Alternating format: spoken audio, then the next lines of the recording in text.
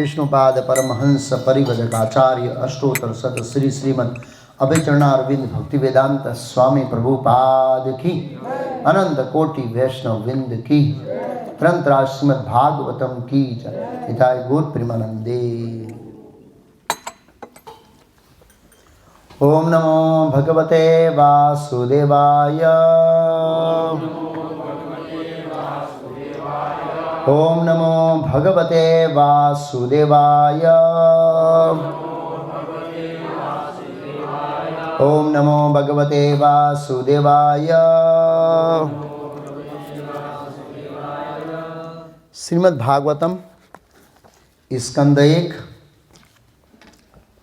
अध्याय 17 कली को दंड तथा पुरस्कार। श्लोक संख्या 12। कह अविच्छत त्व पादान त्रीन सौरभेया चतुष्पदः मा भुवन तवदसा राष्ट्रे राज्ञां कृष्ण अनुवर्तिनां को अवचत्व पादास्त्रीन सौरभेया चतुष्पदा मा भुवस्तव दशा राष्ट्रे राज्ञां कृष्ण अनुवर्तिनां को अवर्चत्व पादास्त्रीन सौरभेया चतुष्पदा मा भुवस्त्व दशा राष्ट्रे राज्ञां कृष्ण अनुवर्तिनां को अवचत्व पादस्त्रीन सौरभेया चतुष्पदा मा भुवस्त्वदशा राष्ट्रे राज्ञां कृष्ण अनुवर्तिनां को अविच्छत तब पादास्त्रीना सौरभेया चतुष्पदा मा भुवस्त्वा दृष्टाराष्ट्रे राज्ञां कृष्णानुवर्तिनां। माता शब्दार्थ अनुवाद और तात्पर्य शिलाभे चरणारविंद भक्ति वेदांत स्वयं प्रभुपाद इस्कॉन संस्थापक आचार्य द्वारा। कह वह कौन है अविच्छत काट लिया त्व तुम्हारे पादान पाँवों को तीन सौरभेया हे सुरभि के पुत्र चतुष्पदः चौपाए हो माँ कभी नहीं भुवन ऐसा हुआ तो दशा जैसे कि तुम हो राष्ट्रे राज्य में राज्ञां राजाओं के कृष्ण अनुवर्तिना पूर्ण पुरुषोत्तम भगवान श्री कृष्ण के आदेशों का पालन करने वाले। अनुवाद उन्होंने अर्थात महाराज परीक्षित ने बैल को बार बार संबोधित करते हुए इस तरह से पूछा, हे सूरभि पुत्र तुम्हारे 3 पाँव को किसने काट लिया है? उन राजाओं के राज्य में जो पूर्ण पुरुषोत्तम भगवान कृष्ण के नियमों के आज्ञाकारी है तुम्हारे समान कोई दुखी नहीं है। तात्पर्य समस्त राज्यों के राजाओं तथा प्रशासकों को ये भगवान श्री कृष्ण की संहिताएं सामान्यतः भगवद गीता भागवतम जाननी चाहिए और उन्हीं के अनुसार मनुष्य को जीवन के उद्देश्य की पूर्ति के लिए कर्म करना चाहिए जिससे भौतिक जीवन के सारे कष्ट विनष्ट हो जाए। जो मनुष्य भगवान कृष्ण की संहिता को जानता है उसे ये गति बिना कष्ट के मिल सकती है। भगवद गीता में संक्षेप में हम ईश्वर की संहिता समझ सकते हैं और श्रीमद् भागवत में उनकी विस्तृत व्याख्या हुई है। जिस राज्य में कृष्ण के आदेशों का पालन किया जाता है वहाँ कोई दुखी नहीं रहता है। जहाँ ऐसा नहीं होता है वहाँ प्रथम लक्षण ये है कि धर्म के प्रतिनिधि के 3 पांव कट जाते हैं, फिर कष्टों की झड़ी लग जाती है। जब कृष्ण साक्षात विराजमान थे तो इन आदेशों का निसंदेह पालन होता था, किंतु उनकी अनुपस्थिति में ऐसे अंधे लोगों के लिए जो उस पद पर निहित है, श्रीमद् भागवतम के पृष्ठों में उन्हें अंकित कर दिया गया।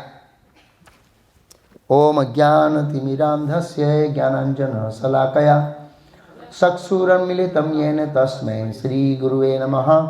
नमो ओम विष्णुपादाय कृष्णपृष्ठाय भूतले श्रीमते भक्तिवेदांत स्वामिनिति नामिने। नमस्ते सारस्वती देवे गौरवाणी प्रचारिणे निर्विशेष शून्यवादी पाश्चात्यदेशतानिरे। श्री कृष्ण चैतन्य प्रभु नित्यानंद श्री अद्वैत गदाधर श्रीवासादि गौर भक्तवृंद। हरे कृष्ण कृष्ण कृष्ण हरे हरे, हरे राम राम राम हरे हरे। तो यहाँ पर धर्म गाय और परीक्षित के महाराज के बीच में क्या चल रहा है? संवाद। पिछले सत्रों में हमने सुना कि परीक्षित महाराज अपने पूर्वजों के गुणगान सुनते हुए अपने राज्य में विचरण कर रहे थे, और विचरण करते करते जहाँ धर्म और बैल आपस में एक दूसरे की दशा, तव दशा लिखा है, तव दशा का प्रयोग किया। दशा मतलब स्थिति। हम बोले तुम्हारी ऐसी दशा किसने की, तो इसलिए वो तो दशा। परीक्षित महाराज पूछ रहे तुम्हारी ऐसी दशा मतलब 3 पैर काट लिए, तो ऐसी दशा तुम्हारी किसने की। तो परीक्षित महाराज जब आए तो उन्होंने देखा कि बैल के 3 पैर नहीं थे और वो लकड़ी से मार रहा था। कौन वो व्यक्ति था? वो लकड़ी से मार रहा था। और यहां पर उन्होंने प्रश्न किया है कि 3 पैर किसने काटे। तो हमको थोड़ा अजीब नहीं लग रहा है प्रश्न? अरे कलयुग ने काटा है, मार दो सीधे उसको, बराबर नहीं भाई? जो व्यक्ति डंडा मार रहा है तो उसने काटा होगा ना, तो उसको पूछने की जरूरत क्यों पड़ी? ये बहुत महत्वपूर्ण प्रश्न है। इसमें बहुत बड़ा रहस्य भरा है। इसका मतलब इनके पैर काटने वाला कोई है, और वो और कोई नहीं है, हम में से कोई निकलेगा। देखना, आज तो पता नहीं लगेगा, लेकिन अगले रविवार को जरूर पता लगेगा कि इनके 3 पैर काटने में कौन कौन ने साथ दिया। भाई तभी पूछेगा ना भाई, हम देखेंगे कोई पैर कटा हुआ और तीसरा व्यक्ति उसको डंडा मार रहा है तो सीधा उसको आह्वान करे, तुम पैर क्यों काट रहे हो भाई? मैं इसको नहीं पूछूंगा तेरा पैर कौन काटा, और नहीं तो वो बताएगा, वो भी नहीं बताएंगे मेरे पैर किसने काटा है। बहुत महत्वपूर्ण प्रश्न है ऐसे।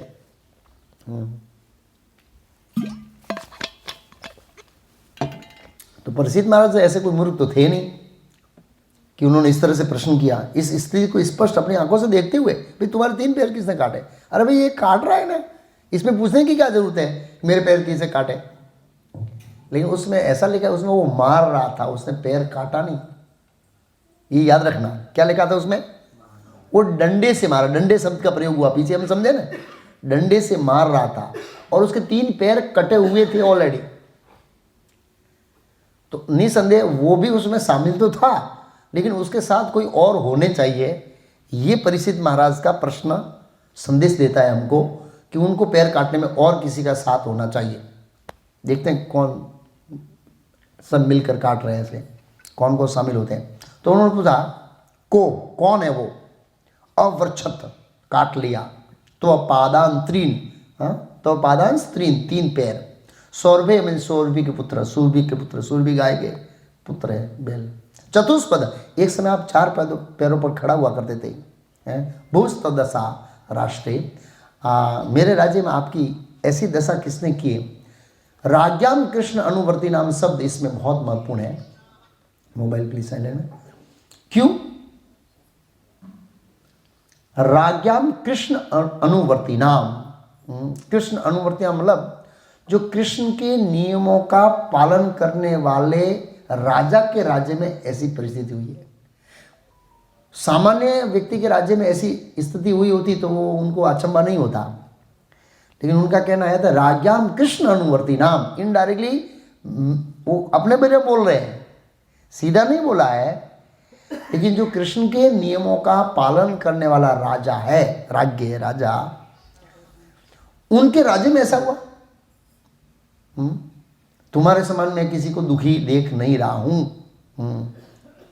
तो श्रील प्रभुपाद जी ने तात्पर्य में बहुत महत्वपूर्ण पॉइंट समझाए जो हमारे लिए जरूरी है। प्रभुपाद जी ने कहा पहले समस्त में सब राजाओं और राज्य प्रशासक में नेता। अब जब नेता शब्द का हम प्रयोग करते हैं तो उसको गुजराती में आगेवान बोलते हैं।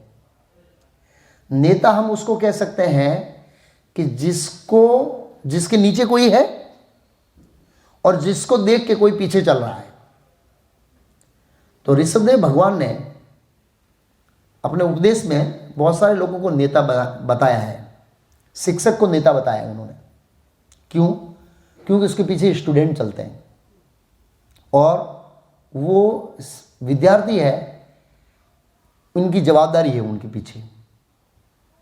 माता को बताया है, बच्चे उनके पीछे चलते हैं। पिता को बताया है, बच्चे उसके पीछे चलते हैं। और ये जो पॉलिटिशियंस को कहते हैं नेता या राजा को बताया है, तो ये सब नेता है। नेता मीन्स उसके अधीन कोई होना चाहिए और उसको देखकर चलना चाहिए, उसको नेता कहा है सामान्य भाषा में।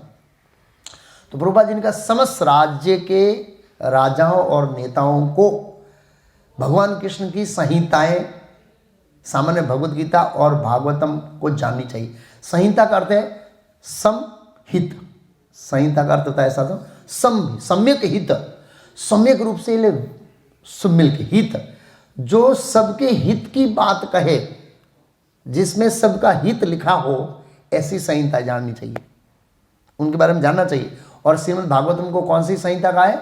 सात्वतम संहिताम, परम संहिता का है, सर्वोपरि संहिता है भागवतम। क्यों? क्योंकि ये सम्यक हित, सभी के हित का उपदेश देती है, उसको जानना चाहिए।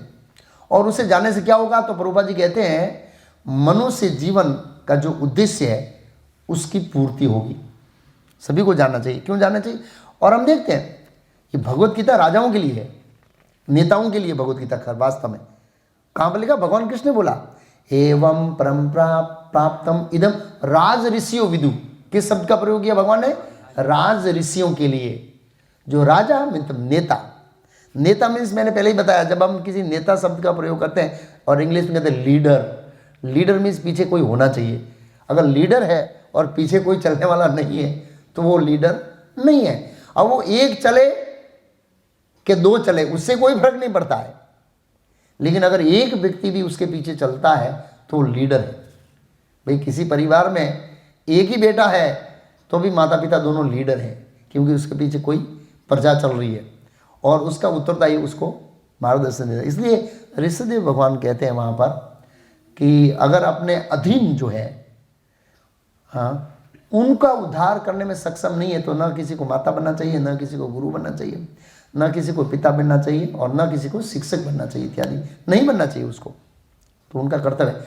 तो वो लोग कर्तव्य कब अदा करेंगे? प्रभुपाद जी कहने का मतलब ये है, कब अदा कर पाएंगे?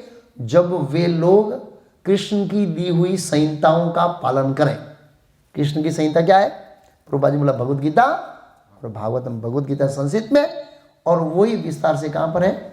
भागवत में विस्तार से दी गई है। श्रील प्रभुपाद जी कहते हैं कि जब भगवान कृष्ण इस दुनिया में उपस्थित थे तो भगवान के दिए हुए नियमों का सम्यक रूप से पालन होता था, लेकिन उनकी अनुपस्थिति में अंधे लोगों के लिए भगवान कृष्ण के नियम, प्रभुपाद जी बोले, भागवत के पृष्ठों पर अंकित किया गया। क्या लिखते तात्पर्य में? भागवतम के पृष्ठों पर अंकित किया गया, मतलब लिख दिया गया व्यासदेव ने। किन लोगों के लिए? अंधे लोगों के लिए। और प्रभुपाद जी बोले जो उच्च पद पर बैठे हैं। किस पद पर बैठे हैं? और मैंने बताया उच्च पद पर में किसकी बात हो रही है? नेता की। और किसकी? शिक्षक की। वो भी उच्च पद है ना। और माता पिता की, बेटे से उनके समान उच्च पद है। जो उच्च पद पर बैठे हैं उन अंधे लोगों के लिए व्यासदेव ने भागवत के पृष्ठों में जो कृष्ण के संहिता है, कृष्ण संहिता, भागवत उनको कृष्ण संहिता की, सात्वत मिल भक्तों की और कृष्ण मिल कृष्ण की, ऐसे तो उन पर अंकित किया गया है। तो श्रीमद् भागवतम में प्रथम स्कंद में आता है कि जिन लोगों ने कलयुग में गाढ़, कलयुग के प्रभाव के कारण, गाढ़ अंधकार के कारण दृष्टि खो दी है, उनको श्रीमद् भागवतम क्या करेगा? प्रकाश देगा। अधुनोति उदितः, सूर्य के समान प्रकाश देगा श्रीमद् भागवतम, इस तरह से। तो आगे परीक्षित महाराज पूछ रहे हैं, आख्या ही वृषम भद्रव साधु नाम अकृत आगसाम आत्मा रूपे कर्तारम पार्थानाम कीर्ति दूषणम। काफी श्लोकों में उनके कष्टों का कारण पूछेंगे। आपकी ये दशा किसने की, वो बताइए मुझे। और प्रभुपाद जी तात्पर्य में लिखा है इस अनुवाद में, परीक्षित महाराज ने बैल को बारंबार संबोधित करते हुए पूछा, एक बार नहीं पूछा, 2 बार, 3 बार, 4 बार, 5 बार, 6 बार पूछा, फिर भी बैल ने बताया नहीं। लास्ट में बोलेंगे आप नक्की करो, आप बताइए कि मेरी दशा किसने की है, आप सोचिए। तो उसका भी कुछ रहस्य है। ऐसा क्यों बोले भाई, मेरे को किसने मारा है, पुलिस आई है, बराबर है, और पुलिस आई है तो पुलिस पूछ रही है भाई तेरी दशा किसने की, मैं बोलूँगा 1 बार पूछ रहा, 2 बार पूछ रहा, 3 बार, बोला आप ही नक्की कर लीजिए। तो ये तो कोई जवाब नहीं हुआ ना भाई, बताना तो पड़ेगा ना। लेकिन धर्म नहीं बताता है, क्यों नहीं बताता, उसका कारण भी हम समझेंगे। तो आगे प्रश्न पूछे, मोबाइल प्लीज साइलेंट में हो। एक बार बजता ठीक है, सेम मोबाइल 3 बार बजता है तो ये थोड़ा शिष्टाचार नहीं है ऐसे। अच्छा, अब आगे कहते हैं, आख्या में मुझसे कहो, हर श्लोक में गए आख्या ही मुझसे कहो, कहो तुम कहो भद्रम, इससे तेरा कल्याण होगा। कैसे कल्याण होगा? तो बोला मैं उस अपराधी को दंड दूंगा, उस अपराधी को दंड दूंगा तो तेरा कल्याण होगा। क्यों? बोला साधु नाम अकृत आंक्षतम, अपराधियों का तुम, मुझे पूर्ण विश्वास है कि तुमने किसी का अपराध नहीं किया। बैल और गाय प्रभुपाद जी बोले किसी का अपराध नहीं करते। और विशेषकर वो लोग दंड के अतिशय अधिकारी है, मतलब उनको दंड देना जरूरी है, जो बिना अपराधियों को अकृत आसगत शब्द का प्रयोग, अकृत आगसाम, सॉरी अकृत आगसाम मतलब है निरपराधी। भाई मैंने इसको एक थप्पड़ मारी और उस झगड़े में इसने मेरे को ज़्यादा मार दिया, वो एक दूसरी बात है, बराबर। तो वो तो एक लेवल का अपराधी है ही है, उसमें ऐसी बात नहीं कि अपराधी नहीं है। भाई मैंने 2 शब्द बोला, उसने थप्पड़ मार दिया, मैंने 1 थप्पड़ मारी, उसने 25 मार दिया, मैंने टांग तोड़ दिया, एक एग्जाम्पल, तो वो एक दूसरी बात हुई। लेकिन किसी ने किसी को थप्पड़ मारा ही नहीं है और बिना कारण के अगर कोई मारता है तो उसको डबल दंड मिलना चाहिए। तो यहां पर परीक्षित महाराज ने अकृत आगसाम शब्द का प्रयोग करके ये धर्म को बताने जा रहे हैं कि तुम कभी भी किसी का तुमने अपराध नहीं किया है, और जहां तक मैं समझता हूं कि तुम निरपराधी हो, ईमानदार हो, और मैं तेरे कल्याण के लिए पूछता हूं, कृपया मुझे तुझे तुम्हारे जो अंग है, अंग मतलब पैर, इसको तोड़ने वाले को नाम बताइए। क्यों? तो ऐसा में कीर्ति दूषणम, पार्था नाम कीर्ति दूषणम, पार्था नाम कीर्ति दूषणम का मतलब क्या है? प्रभुपाद जी ने बहुत अच्छा बताया। ये जो पार्थ है मतलब अर्जुन, इनके वंश में पार्थ की कीर्ति का दूषण फैलेगा, वो मतलब कीर्ति पर कलंक लगेगा। क्यों? तो प्रभुपाद जी तात्पर्य में बहुत अच्छा पॉइंट बताते हैं कि भगवान रामचंद्र और पांडव, उनके पांडव जैसे लोग जो भगवान की संहिताओं का पालन करने वाले लोग थे, उनके वंशजों को हम भूल नहीं सकते हैं। क्यों? क्योंकि उनके राज्य में कभी भी निरपराध और ईमानदार जीव कभी कष्ट नहीं पाते थे, ये उनकी विशेषता थी। और अभी मैं देख रहा हूं तू निरपराध है और बिना कारण के कष्ट भोग रहा है, तो ये पांडवानाम कीर्ति दूषणम, पांडवों की कीर्ति पर कलंक लगेगा। इतिहास में ऐसा कभी हुआ नहीं, महान राजाओं के ऐसे निरपराध। देखो, निरपराध को कष्ट देना ये असुरों का काम है। किसका काम है? असुर निरपराध लोगों को कष्ट देते हैं। कोई किसी का अपराध नहीं फिर भी कष्ट देते हैं। इसका एग्जाम्पल देखिए आप, विश्वामित्र मुनि यज्ञ कर रहे थे, ताड़का आके उसमें क्या आ रही थी, ताड़का की पूरी टीम थी, वो लीडर थी ताड़का तो, लेकिन उसके फॉलोअर थे, बिना काम के मलमूत्र डाल के गंदा करते थे। इसलिए विश्वामित्र मुनि आए भगवान रामचंद्र दशरथ महाराज के पास कि आपका कर्तव्य है साधुओं की क्या करना, रक्षा करना। और आगे बताएंगे, परीक्षित महाराज खुद बताएंगे राजा का कर्तव्य क्या है। तो विश्वामित्र बुलाया, बोला हाँ चलो मैं चल रहा हूँ, आपका काम नहीं है, आप बूढ़े हो गए हैं। उनका सामर्थ्य पता था, बोला असुरों से लड़ना आपका काम नहीं है, ये आपका बेटा है ना वो काम करेगा। भगवान रामचंद्र को ले गए। अच्छा, असुरों से यज्ञ से क्या लेना देना? कोई लेना देना नहीं। भाई एक साधु यज्ञ कर रहा है तो भाई असुर क्यों उसमें बिना काम के मेथी मारे, क्यों उसमें बिना काम का डिस्टर्ब करे, क्यों विघ्न डाले? क्या कारण है? कोई कारण नहीं, आचार्य कहते हैं। लेकिन असुर स्वभाव होने के कारण जब तक दूसरे जीवों को बिना कारण के कष्ट नहीं देंगे उसका मन क्या नहीं होगा, शांत नहीं होगा। यह असुर का स्वभाव है। वो इसलिए डाल रहे थे। विश्वामित्र मुनि के यज्ञ में ये असुर लोग विघ्न इसलिए डाल रहे थे कि जब तक ये दूसरे सज्जन लोगों को डिस्टर्ब नहीं करेंगे तब तक उनका मन क्या नहीं होगा, शांत नहीं होगा। जैसे क्षत्रिय है, वो 2-4 बाण नहीं छोड़ेगा तब तक उसको खुजली मिटेगी नहीं। तो असुर लोग अपनी खुजली मिटाने के लिए दूसरों को डिस्टर्ब करते हैं।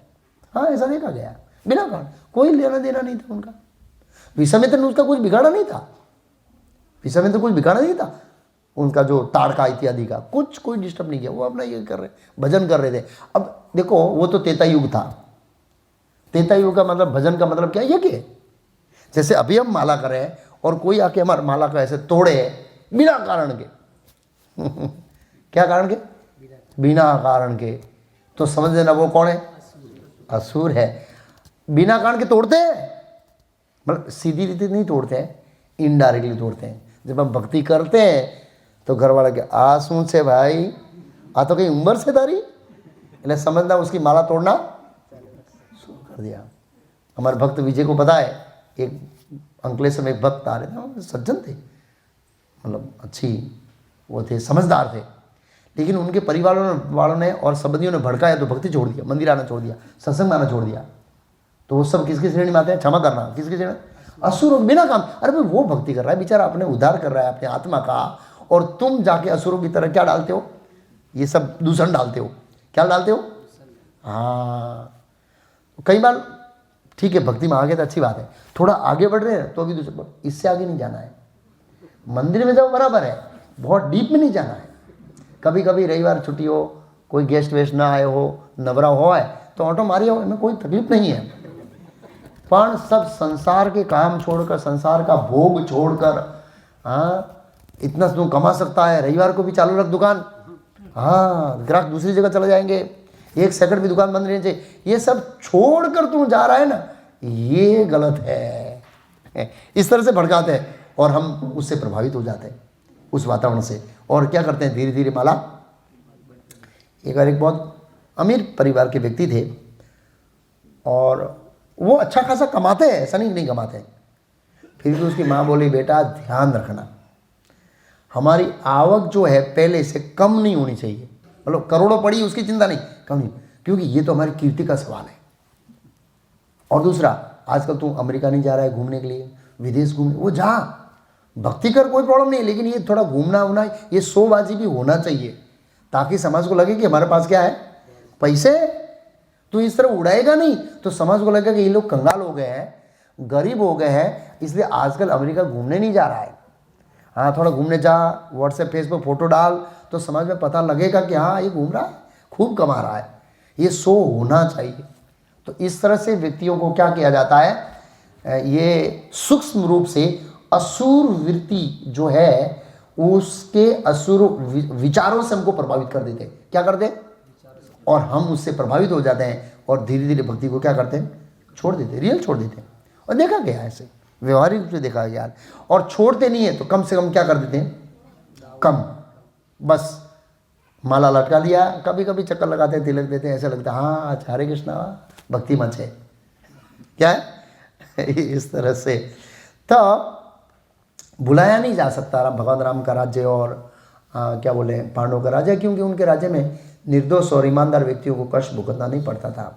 ये एक पॉइंट प्रभुपाद जी बताते हैं। प्रभुपाद जी बोले गाय और बैल निर्दोष है और उनके मल मूत्र से मानव समाज में उपयोग लाया जा सकता है। अगर वो बिना काम के हैं तो भी हमारे काम के। कई बार लोग सोचते हैं भाई देखो गाय दूध नहीं दे रही है, अबे दूध नहीं दे रही है फिर भी बहुत सारी उपयोगी है। पहले हम रखते थे, आजकल हम स्वार्थी हो गए। प्रभुपाद जी इस श्लोक के ऊपर लेक्चर दिया था अमेरिका में, बोला भगवान कृष्ण कितना इंसिस्ट कर रहे हैं, नहीं कि अपने प्रत्यक्ष उपदेश से लेकिन अपने भक्तों के माध्यम से, अपने शास्त्रों के ऋषियों मुनियों के वाक्यों से कि गाय और बैल हमारे जीवन में कितना उपयोगी है, ये प्रभुपाद जी बता रहे हैं। अच्छा, तो इस तरह से असुर लोग बिना काम के विघ्न डालते रहते हैं। तो ये पूछना चाहते हैं ऐसे, बताओ तुम्हारे अंग भंग करने वाले कौन है? प्रभुपाद जी बोले हम भेद दे सकते हैं परिसिद्ध जैसे राजाओं के राज्य में और आजकल के आधुनिक राज्यों में। प्रभुपाद जी ने ध्रुव महाराज के जीवन चरित्र में लिखा था एक, वहाँ पर राजा वेन की कथा आती है कि एक है प्रजातंत्र, एक है राजतंत्र। प्रभुपाद जी बोले प्रजातंत्र राजतंत्र में क्या अंतर है? बोला प्रजातंत्र है उससे श्रेष्ठ राजतंत्र है। प्रजातंत्र में क्या होता है? चोरी होती है, प्रभुपाद जी तात्पर्य लिखा, वो चोरी होती है, पुलिस आती है, कंप्लेन दर्ज होती है, लेकिन अपराधी पकड़ा नहीं जाता और कार्यवाही नहीं होती है। जब राजतंत्र के अंदर कड़ा दंड दिया जाता है। और प्रभुपाद जी ने एग्जाम्पल किसका दिया पता है? कश्मीर के राजा का 100 साल पहले का एग्जाम्पल दिया उस श्लोक के तात्पर्य में, कि ज़्यादा की हम दूर बात नहीं करते हैं। 100 साल पहले कश्मीर का राजा इतना कड़क शासक था कि उसके राज्य में कोई चोरी करता था सीधा उसका हाथ काट देते थे। और इसके कारण लोग इतने डरते थे कि कोई चीज़ रास्ते में पड़ी हुई है, कहाँ पड़ी हुई है? रास्ते में पड़ी हुई है, तो लोग लेने का साहस नहीं करेंगे। और लोग ये चाहते थे कि जो जिसकी है वो ले जाए। आप सोचिए वो, और आज का देखिए, लोग दान पेटी में पैसा नहीं छोड़ते हैं। मैंने बताया नवसारी में मंदिर में दान पेटी नहीं चुरी है। हमारे नीचे जनरेटर की बैटरी निकाल के ले गया कोई, 5000 की जनरेटर की बैटरी निकाल के ले गया लोग। अब हमने जनरेटर को लॉक लगाया है, क्या करें आप सोचिए, चारों तरफ से लॉक लगा के रखा उसको। भगवान को भी नहीं छोड़ते हैं भाई। बैटरी अलग बनी, दान पेटी भगवान के सामने। जब मैं विद्यानगर में था 95 में ज्वाइन किया, तो हम भगवान के, आप अभी जाएंगे, अभी तो तोड़ दिया वो मंदिर, आगे जाली थी, क्या थी? ऐसे क्या बोलते हैं उसको, लोखंड की ऐसे जाली थी, उसको लॉक मारते थे। पहले लोग नहीं मारते थे भाई, लोग सीधा भगवान को दर्शन करें, बीच में ऐसे ऐसे जाली ना आए। जाली लगाने की बारी क्यों आई? कि लोग भगवान की बंसी चोरी करते थे। ये सत्य घटना बोल रहा हूं मैं, 95 की। लोग भगवान की बांसुरी चांदी की थी, वो हमारे नानपुर चांदी की बनाते थे। लोगों को पता लगा चांदी की बांसुरी है, बांसुरी खींच के कोई पुजारी, उसमें 2 भक्त थे, कितने? एक कहीं मैनेजमेंट करता है, एक अंदर कुकिंग करता है। तो पता लगता नहीं है कि मंदिर कौन है, आता है दर्शन करने और भगवान बोलते यार कैसा कलयुग है, लोग मुझे बांसुरी बजाने नहीं दे रहे। मतलब कितना गिर गया है ये। किसका किसका किसका प्रभाव पता है? प्रजातंत्र। प्रभुपाद बोले प्रजातंत्र में ऐसा होता है। तो कश्मीर का राजा इतना कड़क था, इसलिए इस सऊदी अरेबिया में हम देख सकते हैं, वहाँ पर बहुत कानून कड़क है। सीधा एक बार एक फोटो आया था, एक छोटा बच्चा था, ज़्यादा बड़ा नहीं था, 12 साल का, उसको हाथ बांधा है, उसके ऊपर ट्रक घुमा रहे हैं, ट्रक चढ़ा दिया उसके ऊपर सरकार ने। क्यों? उसने चोरी किया था। बच्चा है तो भी नहीं छोड़ा, दूसरा कोई साहस नहीं करेगा। ऐसा कड़क होना चाहिए। और हम देखते हैं इस तरह से। हाँ, ये अभी रिसेंटली में चाणक्य पंडित का जो महामंत्री था अमात्य, उसका नाम था अमात्य राक्षस। क्या नाम था? वो इतना दंड नीति में कड़क था कि लोग उसके नाम सुन से कांपते थे। क्या कहते थे? इतना कड़क था वो, खतरनाक। लास्ट चाणक्य पंडित भी कड़क था, लेकिन वो अमात्य राक्षस बहुत कड़क दंड नीति का आचार्य हो गया ऐसे। उस समय के अंदर घनानंद दुष्ट राजा के राज्य में, उसका राजा बहुत खतरनाक था, दुष्ट रहा, लेकिन वो खुद कड़क था वो ऐसे। तो प्रभुपाद जी बोले ये अंतर है एक्चुअली से। फिर आगे पूछा उन्होंने, ओके, जने अंगा अस्य युंजन सर्वतो अस्य अभद्रयम अभयम साधुनाम भद्रवेम स्याद साधुनाम उदिकृते। निर अपराध जीवों को जो कष्ट पहुंचाता है वो विश्व के कोई भी कोने में हो, वो मुझे डरना चाहिए। तो मान लो, इसमें आचार्य तर्क ऐसे करते हैं कि मान लो बैल ऐसा कहे धर्म के रूप में कि 3 पैर काट के वो व्यक्ति भाग गया है, अगर छिप गया है, आप कैसे ढूंढोगे? बोला विश्व के कोई भी कोने में जाएगा, मैं उसको नहीं छोड़ूंगा और उससे मुझे डरना चाहिए। कैसे ढूंढोगे आप? अगर वो स्वर्ग का देवता है तो आगे बताएगा, भाई पृथ्वी वगैरह छुप गया तो तुम ढूंढ लोगे, क्योंकि पृथ्वी पर तुम क्या कर सकते हैं? घूम सकते हैं पूरे भूमंडल पे। तो बोला विश्व के कोई भी कोने में मुझे डरना चाहिए। तो उसमें मैं कथा बताऊंगा कि ठीक है, ब्रह्मलोक, जनलोक, सतलोक, पातालोक, उधर चला गया तो कैसे ढूंढोगे? परीक्षित महाराज ढूंढ सकते हैं, बताऊंगा एक कथा। इस ब्रह्मांड के अंदर कोई भी कोने में परीक्षित महाराज का वो सामर्थ्य वो ढूंढ सकते हैं।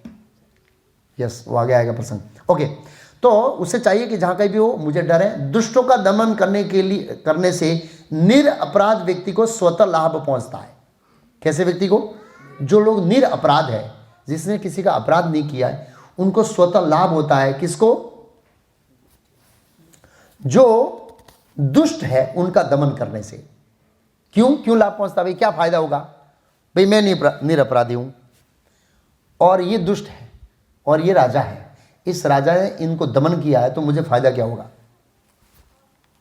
यहां पर बताया है कि उनको स्वतः लाभ मिलेगा। स्वतः लाभ मिलेगा। मुझे स्वतः लाभ कैसे मिलेगा? ये राजा है, ये राजा है, यहां से ठीक, ये राजा है, ये दुष्ट है और मैं सामान्य प्रजा हूं, तो इसको दमन किया तो मुझे कैसे फायदा होगा? स्वतः मुझे क्या लाभ मिला?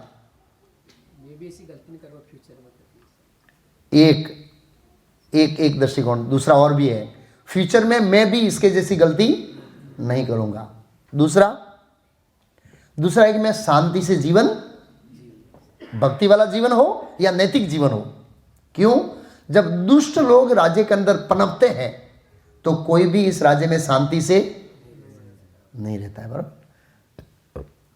कल कोई बता रहा था ऐसे, या किसी ने मैसेज किया था, कोई मेल में कुछ आर्टिकल आया था, उसमें कुछ था कि भाई मैं मोदी का फेवर क्यों करता हूँ। मतलब वो अपना इलेक्शन आया तो अपना एडवर्टाइज करता होगा।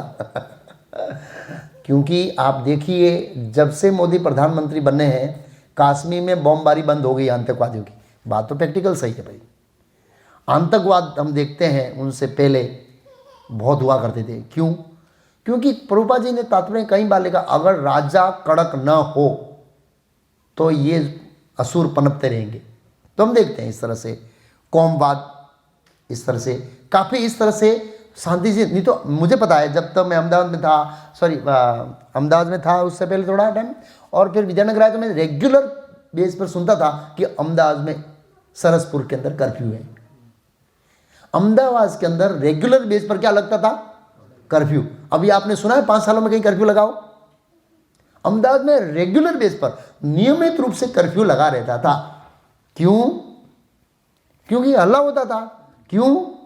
राजा लोग सक्षम नहीं है। क्या नहीं है? निर्णय लेने के लिए। तो भाई जब कर्फ्यू लगता है तो समाज के अंदर तो डिस्टर्बेंस तो आता है ना। हम कुछ ला नहीं जा सकते, हमारी दुकान बंद हो गई, चलो मेरी दुकान उसी एरिया में, चलो, और 1 महीना का कर्फ्यू लग गया। अब मेरी आवक तो गई ना, मेरा जीवन तो डिस्टर्ब हो गया ना, तो मेरी शांति तो भंग हो गई ना भाई, मैं खाऊंगा कैसे? एक एग्जाम्पल ये।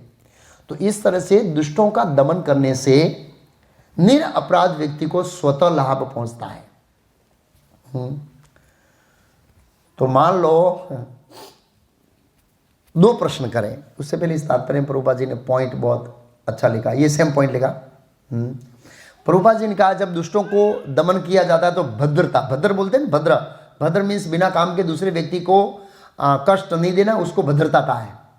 हम बोले ये भद्र व्यक्ति है, ये सज्जन व्यक्ति है, बिना काम के किसी को कष्ट देता नहीं। तो प्रभुपाद जी बोले जहां दुष्टों का दमन होता है भद्रता उसे पीछे पीछे आती है। इसलिए प्रभुपाद जी ने इस श्लोक के तात्पर्य में कहा है अतएव राज्य का मूल कर्तव्य है कि हर एक को भक्त बनने में सहायता करें। तो इससे और राज्य को क्या लाभ होगा? अगर राज्य है, एक राज्य है और राज्य साधुओं को मदद करता है कि आप लोग खूब भक्त बनाओ, तो इसमें राज्य को फायदा क्या होगा? यहां लिखा है हाँ, राज्य का मूल कर्तव्य है कि वह हर एक को भगवत भक्त बनने में सहायता करें। आजकल सहायता नहीं करते हैं, इनडायरेक्ट करते हैं, लेकिन प्रत्यक्ष रूप से ग्राउंड लेवल पर थोड़ा कठिन है ऐसे। फिर भी पहले से तो काफी अच्छी सहायता है इस तरह से बौद्धिक दृष्टिकोण से देखा जाए तो। राज्य को क्या फायदा होगा? क्यों प्रभुपाद जी इस तरह लिख रहे हैं? राज्य का कर्तव्य क्यों बता रहे हैं? प्रभुपाद जी बोले भक्त बनेंगे, जब लोग भक्त बनेंगे तो क्या रहेंगे? शांत रहेंगे और स्वाभाविक रूप से राजा के पास कंप्लेन कम जाएगी। क्या जाएगी? आज इतनी सारी कंप्लेन जाती है पुलिस वालों के पास, वो केस लड़ने वाला है ना, भगवान को प्यारा हो जाता है और केस का उकेल नहीं होता है। क्यों? क्योंकि दुष्टों का दमन नहीं हो रहा है, इसलिए एक के बाद एक के बाद एक गुना बनता जा रहा है। जब भक्त बन जाएगी, आप परीक्षित महाराज का इनका जीवन चरित्र, वो जगन्नाथपुरी में ड्रामा हुआ था सुंदर, मैंने एग्जाम्पल दिया था। अम्बरीश महाराज इतनी छोटी ये गोला पृथ्वी दिख रहा है ना, इसके राजा नहीं थे, पूरे सप्तद्वीप भूमंडल के राजा थे। और वो ज्यादातर अपना समय कहां निकालते थे? इस्कॉन में। कहां निकालते थे? इस्कॉन में। मतलब भक्ति में, इस्कॉन में भक्ति है। तो आप बोलेंगे इस्कॉन उस समय था, लेकिन फॉर्मेट अलग था, नाम इस्कॉन नहीं था, लेकिन एक भक्तों का समूह था जहां कृष्ण के शुद्ध भक्त थे। अम्बरीश महाराज कृष्ण के शुद्ध भक्त है। क्यों? पहला श्लोक सवे मन कृष्ण पदार विंदयो, वो हमेशा उनका मन क्या कहां लगा रहता था? हाँ, भगवान के चरणों में लगा रहता था, कृष्ण के चरणों में। कृष्ण के भक्त थे। लोग बोलते कृष्ण तो 5000 साल पहले आए, लेकिन अम्बरीश महाराज कब हो गए पता है? करोड़ों साल पहले हो गए। सवे मन कृष्ण पदार विंदयो, वो कृष्ण के भक्त थे। प्रहलाद महाराज कब हो गए? ये मेरे ख्याल से फर्स्ट मन मंत्र में, हाँ 7वां मंत्र से फर्स्ट मन मंत्र है। हिरण्यकशिपु हिरण्याक्ष फर्स्ट मन मंत्र हो गए, वरा अवतार फर्स्ट मन मंत्र, बराबर ना? हाँ, तो उस समय प्रहलाद महाराज कृष्णेर मतिर न गति, जिसकी मति कृष्ण में नहीं लगती है, प्रहलाद महाराज कृष्ण के भक्त थे। किसके भक्त थे? हाँ, कृष्ण शब्द का उच्चारण किया।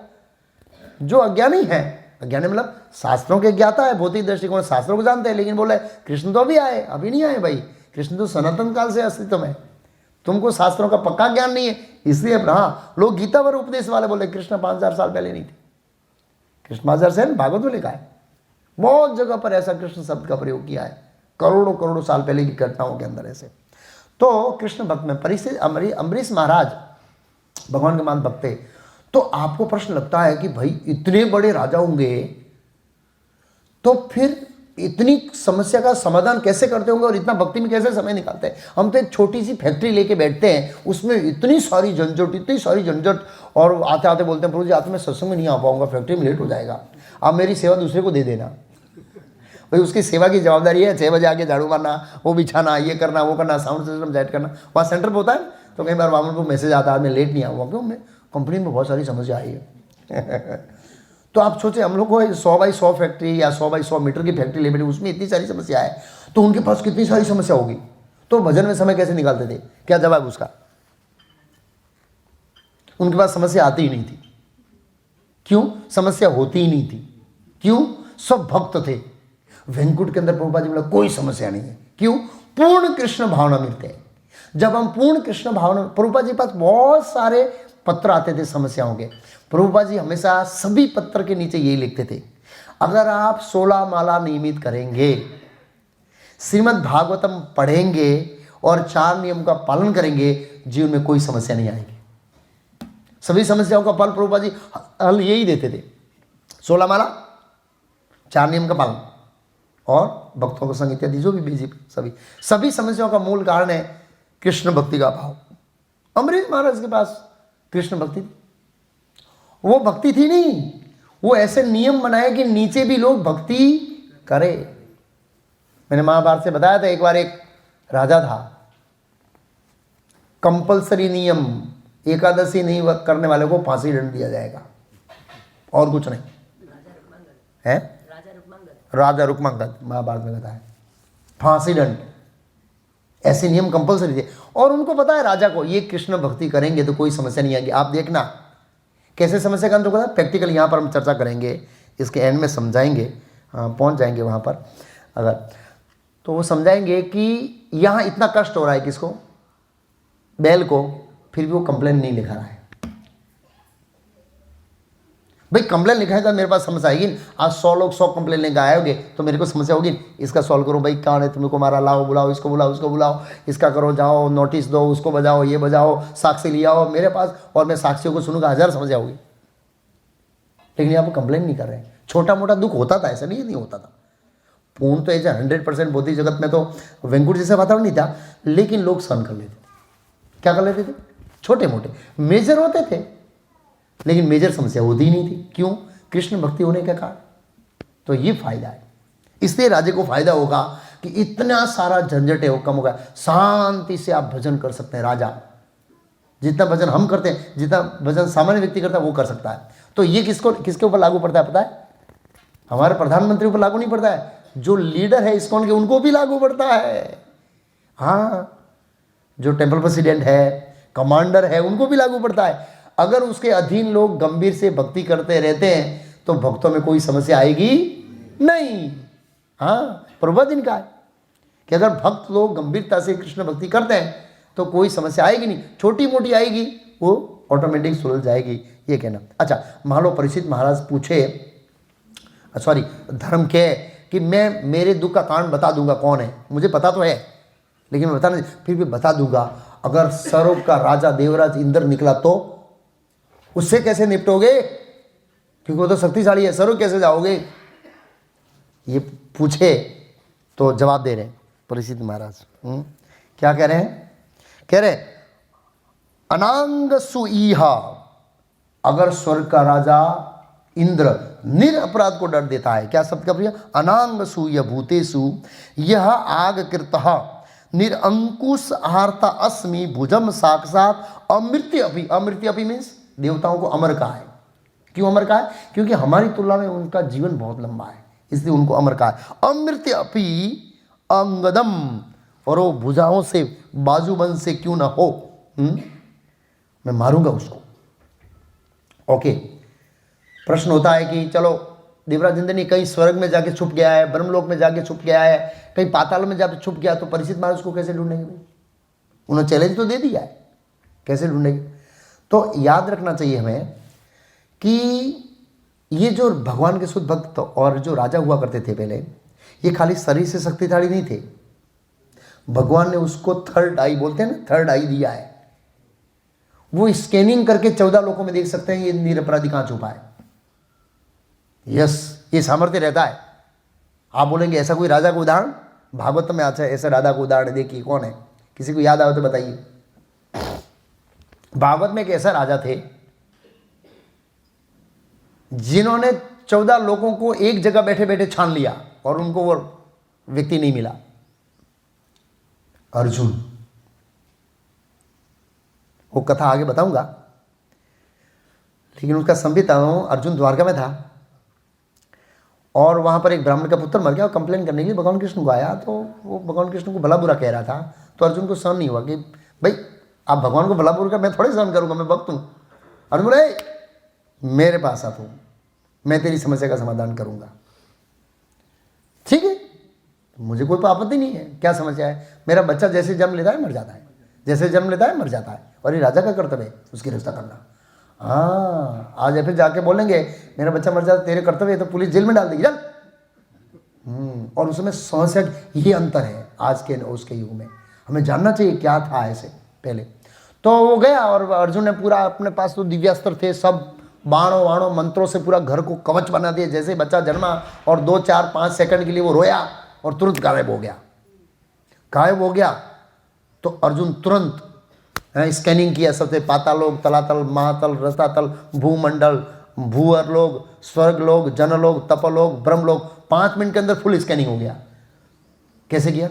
योग शक्ति थी, थर्ड आई देख लिया, 14 भून के अंदर वो बच्चा कहीं भी नहीं है, ये 14 भून से बाहर होना चाहिए, और वो 14 भून से बाहर निकला, वो 14 लोक में नहीं मिला। अर्जुन 14 लिखा भागवत में पढ़ेंगे ना आप, 14 लोकों के अंदर अर्जुन ढूंढ के आएगा, नहीं मिला। तो महाराज परीक्षित जैसे भगवत भक्तों में ये सामर्थ्य रहता है, वो अपनी बुद्धि से जहाँ कहीं भी हो उसको ढूंढ सकता है। खाली ऐसे नहीं फिजिकल स्ट्रेंथ, ऐसा भी रहता है। वो उसमें आगे और चर्चा करेंगे, ये कथा होगा आगे आएगी। तो प्रभुपाद जी तात्पर्य में लिखते हैं, महाराज परीक्षित स्वर्ग के वासियों को भी ललकारने के लिए क्या थे? तैयार थे। अगर वो लोग निरपराधी को कष्ट पहुंचाते हैं तो प्रभुपाद जी, इसका अर्थ ये हुआ कि महाराज परीक्षित जैसा शासन अध्यक्ष सशक्त होना चाहिए। क्या होना चाहिए? जिससे बलवानों को क्या दे सके? दंड। बलवानों को, भाई स्वर्ग का राजा मनुष्य से क्या होता है? बलवान होता है। तो उस बलवानों को दंड देने का हमारे अंदर क्या होना चाहिए? सामर्थ्य होना चाहिए। अगर हम बलवानों को दंड नहीं देंगे तो वे हमारे ऊपर हावी हो जाएंगे और कष्ट हो जाएंगे। हाँ, तो राज्य के शासन अध्यक्ष का ये सिद्धांत होना चाहिए कि जो ईश्वर के आदेशों की अवहेलना करें उसे सदैव दंडित किया जाए। ओके, अब आगे बता रहे हैं राजा का परम धर्म है कि अगर स्वर्ग का राजा इंद्र भी निरपराध हो तो उसको दंड देना राजा का धर्म है। राज्यो ही परम धर्म स्वधर्मानुपालनम शास्त्रो अन्यान यथा शास्त्रम इत्यादि। यह राजा के परम धर्म है कि कानून पालन करने वाले व्यक्तियों की सदा रक्षा करें। किसकी रक्षा करें? कानून मीन्स भौतिक कानून की यहां बात नहीं हो रही है, ये भौतिक कानून बदल दिए गए हैं, मनु संहिता को जला दिया गया है। ये भौतिक कानून है लेकिन वो भगवान द्वारा प्रदत्त थे मनु संहिता के अंदर, मनुष्यों के कानून, वो उस कानून की बात कर रही है। ये भौतिक कानून उसके ऊपर से बनाए लेकिन बहुत सारा मिक्सिंग हो गया है, भौतिक कानून है। और ये कानून हम बदलते रहते हैं, ऐसे जो भी है। तो राजा का परम धर्म क्या है? जो कानून पालन करने का रक्षा करे, और आपातकाल में वो कानून तोड़ सकता है तो अलग बात है। आपातकाल में किसी ने कानून तोड़ दिया तो दंड का अधिकारी नहीं है। प्रभुपाद जी ने कहा है शास्त्रों में आपद धर्म का वर्णन किया। आपद, कई बार परिस्थिति ऐसी उत्पन्न होती है और वो परिस्थिति ऐसे व्यक्ति को पाप करने के लिए विवश कर देती है या घटना घटने के लिए विवश कर देती है, वो बात अलग है। प्रभुपाद जी ने एग्जाम्पल किसके दिया? आपातकाल में विश्वामित्र मुनि ने कुत्ते का मांस खाया था। किसका मांस खाया था? हाँ, अगर हम वही मोहर लगाकर बोलोगे ये तो आपातकाल है इसलिए मैं मांस खा रहा हूं, तो प्रभुपाद जी ने सारस में मना किया है। वो आपातकाल नहीं है। आपातकाल में खा सकते हैं लेकिन आपातकाल प्रभुपाद जी कब बोला? प्रभुपाद जी ने एक बार कहा, अगर तो किसी ने पूछा प्रभुपाद जी हम ऐसे कंट्री में प्रीचिंग करना चाह रहे हैं जहां पर वो बर्फ गिरता है, साइबेरिया इत्यादि, जहां अनाज उगता ही नहीं है, मतलब मांस खा के प्रीचिंग करो। हाँ, लेकिन प्रभुपाद शिष्य ने ऐसा किया नहीं, और ना ही प्रभुपाद जी व्यक्तिगत रूप से अनुमति दिया, लेकिन एक एग्जाम्पल दिया। प्रचार करना इतना जरूरी है। प्रभुपाद जी ने बोला जब पर्याप्त मात्रा में पृथ्वी पर अन्न उपलब्ध हो तो मांस कभी भी नहीं खाना चाहिए। मांस के सिवाय जीवन जीने के लिए जो भी फ्रूट फल ये इत्यादि पृथ्वी के कोई भी कोने में आपको उपलब्ध है, तब तक आप मांस नहीं खा सकते, तब तक आप नहीं बोल सकते कि आपद धर्म है। कुछ बदमाश लोग ये बोलते हैं कि हम मांस इसलिए खा रहे हैं ताकि अनाज बचा रहे, दूसरे लोग खाएं, जिंदे रहे। हाँ, मैंने बताया कितने होशियार है। अरे भाई ये हमारी सरकार है, कई बार गोडाउन भर के करोड़ों टन अन्न रखती है, क्या करने के लिए? दरवाजा पीछे का खुल गया है ब्रो। हाँ, करोड़ों टन अन्न समुद्र में बहा देती है, पता है आपको, लेकिन खराब कर देती, खराब में संरक्षण नहीं कर पाती है, और नया अन्न आएगा तो गोडाउन खाली करना पड़ेगा ना। तो ये अन्न दूसरी कंट्री को नहीं देंगे, क्यों? हमारा दुश्मन मजबूत होगा इसको खा के, इसको समुद्र में डाल दो। ये दुष्ट लोग हैं ऐसा करने वाले। अनाज अन्न देव कहते हैं हम लोग, उसका सम्मान होना चाहिए, और भक्तों को भी अन्न देव का रिस्पेक्ट करना चाहिए, और डस्टबिन के अंदर अन्न देवता को नहीं डालना चाहिए। अगर आप जितना डस्टबिन में डालेंगे, अगले जन्म में अन्न देवता बोले आपने पिछले जन्म में मेरा मिसयूज किया, इस बार आपको मैं नहीं मिलूंगा। नहीं मिलूंगा मतलब कहां पर जन्म होगा हमारा? इथोपिया में जन्म होगा। कहां पर होगा? इथोपिया में, जहां पर आपको खाने के लिए क्या नहीं मिलेगा? हाँ, ये हमको अनाउंस करने की जरूरत नहीं पड़नी चाहिए, प्रसाद बगाड़ो माँ, ऐसे जरूर नहीं। ये तो सदाचार है, ये तो हमारा जीवन का पोषण करता है। उस अन्न को हमको ले जा भाई, ऐसे तो जितना चाहिए उतना लो, लेकिन अन्न को बिगाड़ना नहीं चाहिए। तो रिस्पेक्ट देते थे पहले ज़माने में ऐसे, और इस तरह कोई डालता तो वो तो गलत बात है ऐसे। और कई बार देखते हैं बहुत भरा पड़ा रहता है डस्टबिन प्रसाद से, तो ये तो सही शिष्टाचार नहीं है। अगले जन्म में रियली उत्थोपिया में, ये तो अन्न नहीं है, ये प्रसाद है, इससे तो भारी रिएक्शन आएगा। एक अन्न आपने डस्टबिन में डाला, उसका फल होगा कि इथोपिया में जन्म होगा, लेकिन प्रसाद बिगाड़ने का कहाँ जन्म होगा वो तो खाली भगवान कृष्ण भगवान बता सकते हैं। ऐसे तो यदि राजा ऐसा करता है तो राजा या प्रशंसक को चाहिए कि उसको दंड करे, लेकिन आपातकाल के सिवाय कोई अपराध करता है तो ऐसे क्या करना चाहिए, ऐसे व्यक्ति को दंड देना चाहिए, प्रभुपाद जी कहते हैं ऐसे। और प्रभुपाद जी दूसरा बताए, ये राजा का कर्तव्य कि प्रत्येक व्यक्ति को देखे कि वो शास्त्रों का पालन कर रहा है कि नहीं कर रहा है, प्रत्येक व्यक्ति को देखे। तो भाई अब कोई प्रश्न कर सकता है, मान लो प्रैक्टिकल में आधुनिक युग की बात करूं कि हमारे प्रधानमंत्री जी है एक पॉइंट, अब कोई शास्त्रों की आज्ञा पालन कर रहा है नहीं कर रहा वो देखे, तो भाई हिंदू है, मुस्लिम है, सिख है, ईसाई है, बहुत सारे धर्म है, ठीक है, आप कम से कम बाइबल कुरान में लिखा है उसको तो फॉलो करो। वैदिक धर्म की बात तो बाद में आई। प्रभुपाद जी के साथ बहुत सारे ख्रिस्ती लोग हैं, क्रिश्चियन लोग चर्चा करते हैं, प्रभुपाद जी सीधा पकड़ते थे बाइबल से उनका कान, बाइबल की आज्ञा का पहला पालन करो, उससे अगर प्रेम की बात करो, ईश्वर प्रेम की, वो सब ईश्वर प्रेम की बड़ी बड़ी बात करते थे, और बाइबल की आज्ञा का क्या करते थे, कौन सी बात की उल्लंघन करते थे, बाइबल की, हत्या मत करो। अब उसका तो उल्लंघन कर रहे हैं, बात कर रहे हैं ईश्वर प्रेम की। अरे जब तुम हत्यारे हो तो ईश्वर प्रेम कैसे तुम्हारे अंदर प्रकट होगा, पहले ये बताओ, है कितनी ऊंची बात बताई। प्रभुपाद जी बहुत सटीक थे, मूल पकड़ लेते, बोले इसका पहले पालन करो, ठीक है, बाइबल पालन करो, कुरान पालन करो, और जो भी जिस समय जिस परिस्थिति में धर्म का जिस स्तर का संदेश दिया था उस स्तर से जीवों का हृदय शुद्धिकरण होगा, लेकिन वो भी पालन नहीं करते हैं। बहुत सारे ऐसे लोग, रामगिरदास वो बता रहे थे, किसी मुस्लिम के साथ चर्चा हुआ था, तो उन्होंने ये स्वीकार किया कि सभी धर्म वाले लोग ऊपर छल्ले से धर्म को पालन करते हैं। बाइबल में क्या लिखा है, गीता में, हम बोलते गर्व से कहो हिंदू है, बोर्ड लगाया, मुझे गर्व है कि मैं हिंदू हूं, लेकिन भगवत गीता का बंगले के ऊपर बोर्ड लगाया एक जगह, ऐसे जाते हैं ना वहाँ तुलसी धाम से आगे कहीं ऐसे, लेकिन गीता का एक श्लोक भी पता नहीं होगा उसको। भागवत है, तो फिर तुम हिंदू का है भाई, हिंदू ये सब हमारी भौतिक उपाधि है, लेकिन फिर भी तो ऐसा है, सभी धर्म वाले अपने धर्म का पूर्ण ज्ञान किसी को नहीं होगा अगर वो गंभीर नहीं होगा, तो सब ऊपर चले जाए, और वो लोग स्वीकार करते हैं, मुस्लिम भी स्वीकार करते हैं, क्रिश्चियन भी स्वीकार करते हैं। इस तरह से ये राजा का कर्तव्य है। अब धर्म जवाब दे रहा है, उन्होंने प्रश्न पूछा कि ये तुम्हारे पैर तोड़ने का कारण कौन है, यहां कारण बताएंगे भाई। धर्मवाच कौन कारण निकलेगा। परीक्षित महाराज भी उत्सुक है, गाय भी उत्सुक है, और हम भी उत्सुक है जानने के लिए भाई बैल के पांव तोड़ने का कौन कारण है। धर्मवाच एतत्वे पांडव्यानाम युक्ता मार्तायम भयच ये साम गुण गणे कृष्णो दोत्य आदो भगवान कीर्तः। धर्म ने कहा, अभी आपने जो शब्द कहे वो पांडव वंशीय व्यक्ति के लिए सर्वदा क्या है, उपयुक्त है। पांडवों के भक्तिपूर्ण गुणों से मोहित होकर ही भगवान कृष्ण ने दूत का कार्य निभाया, इत्यादि जो भी है। तो प्रभुपाद जी तात्पर्य बहुत महत्वपूर्ण पॉइंट समझा रहे हैं कि महाराज परीक्षित ने जो आश्वासन दिया, क्या आश्वासन दिया था, अगर तुमने मुझे बताया कि तेरा पांव तोड़ने वाला व्यक्ति ये है, वो इस ब्रह्मांड के अंदर कितना भी शक्तिशाली क्यों ना हो, उसको मैं पकड़ के दंड दूंगा। बैल को डर लग रहा है, क्या डर लग रहा है कि मान लो तुमसे ज्यादा शक्तिशाली निकल गया, बराबर, वो तुमको तो मारेगा मारेगा, मेरा दूसरा पैर भी, इसलिए मैं नहीं बताना चाहता।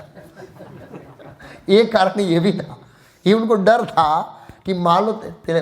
तो प्रभुपाद जी धर्म उनका बखान कर रहे हैं कि एतत्व पांड्या नाम युक्त माता भयम वचन, आपके जो आश्वासन और निर्भर करने के वचन है वो वास्तव में पांडव वंशीय राजाओं के लिए उपयुक्त है, शोभनीय है। प्रभुपाद जी ने बताया कि वास्तव ये वास्तविक शक्ति थी परीक्षित महाराज की, अतिशयोक्ति नहीं है।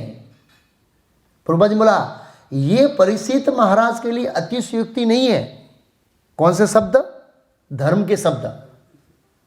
और इवन स्वयं परीक्षित महाराज के शब्द भी उनको गर्व नहीं था। प्रभुपाद जी बोले परीक्षित महाराज ने कहा कि धर्म का उल्लंघन करने वाला व्यक्ति अगर स्वर्ग का राजा इंद्र हो ना तो भी वो मेरे कठोर शासन से बच नहीं सकता।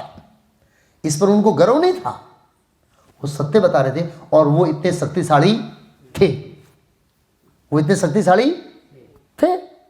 यस, प्रभुपाद जी तात्पर्य बहुत महत्वपूर्ण लिखा। क्यों थे? प्रभुपाद जी क्योंकि भगवत भक्त भगवान के ही समान या कभी कभी उनकी कृपा से उनसे बढ़कर हो जाता है शक्तिशाली। क्या शब्द का प्रयोग किया? उनकी कृपा से। भगवान कई बार अपने भक्त को शक्ति देते हैं, या तो उनके समान होता है या कई बार उनसे भी बढ़कर होता है। कोई एग्जाम्पल शास्त्रों में जहां भगवत भक्त साबित हुआ हो तो उनसे बढ़कर? विक्की प्रभु,